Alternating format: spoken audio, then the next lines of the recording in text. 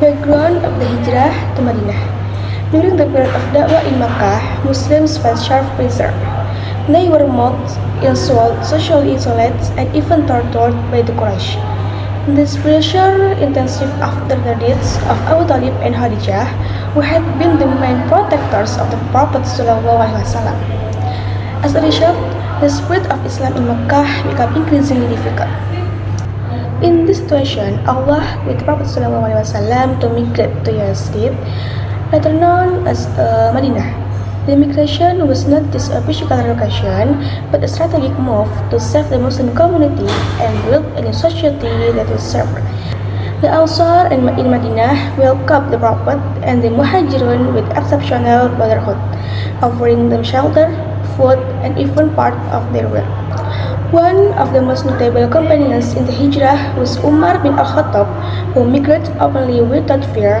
That demonstrates the immense courage and strong faith of the early Muslims. Next, lessons and wisdom from the Hijrah. The Hijrah contains many valuable lessons. First, it teaches sincerity as the companions were willing to leave behind their homes, wealth, and families for the sake of Islam. Second, it emphasizes patience shown by their endurance amid suffering and persecution. The Hijrah also highlights the solidarity of the Muslim community. The Ansar welcomed the Muhajirin with genuine love, reflection through Islamic brotherhood. The Hijrah also established key religious principles, such as the obligation for Muslims to leave the lands where they are oppressed and move to places where they can practice their faith properly. It further strengthens the duty of mutual support among Muslims. Political foundations of the Prophet in Madinah. When the Prophet ﷺ arrived in Madinah, he built not only the spiritual, but also the social and political foundations of the community. His first major action was building a mosque, the Prophet's Mosque, or Masjid Nabawi. It functioned as a center for worship, consultation, education, diplomacy, and governance. A community of first military, political, and social were managed there. The second step was establishing brotherhood between the Muhajirun and the Ansar, uniting them beyond tribal difference. This policy successfully erased ethnic boundaries and established equality and solidarity. The Prophet ﷺ also formed treaties with non-Muslim groups, particularly the Jewish tribes. These treaties guaranteed freedom of religion, mutual protection, and cooperation in defending Medina from external threats. This demonstrates that the Prophet was both a religious leader and a head of state, building an inclusive and just government. The Constitution of Medina, or the Charter of the Medina. The Charter of Medina is the first written constitution in Islamic history. It contains regulations governing the diverse society of Medina, which consists of Muslim, Jews, and various tribes. The Prophet ﷺ was recognized as the highest authority and the final judge in major disputes. The main points of the Charter include: first, Muslims are one community, obligated to support one another. Second, non-Muslims, including Jews, were part of Madinah society and had full freedom to practice their religions. Third, all residents of Madinah are equal before the law, regardless of tribe or faith.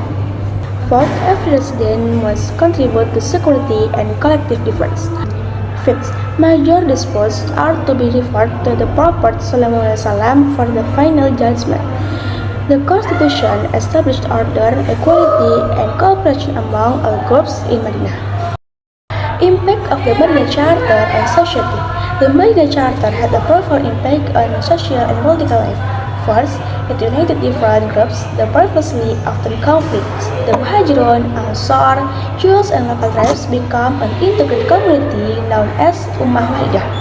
Second, it guaranteed tolerance and freedom of religion, granting every group the right to practice its belief without coercion.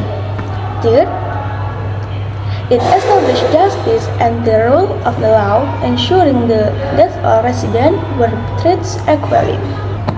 Fourth, it became the first constitution to regulate a civilized, peaceful, and organized society. Lastly, the Charter fosters security and collective responsibility, making every resident accountable for the protecting Madinah. The concepts of Darussalam and Darul Islam. Darussalam means the abode of peace. Madinah is the title because it became a safe and harmonious city for all its residents. Muslims, Jews, Christians, and other groups live together under fair legal protection. Social and political relations were based on agreements, not forced conversion. Darul Islam.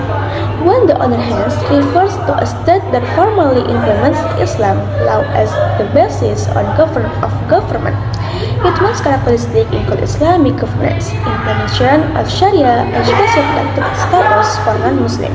During the prophet's time, Madinah represented both concepts, a peaceful city or Darussalam that also upheld Islamic values and laws or Darul Islam.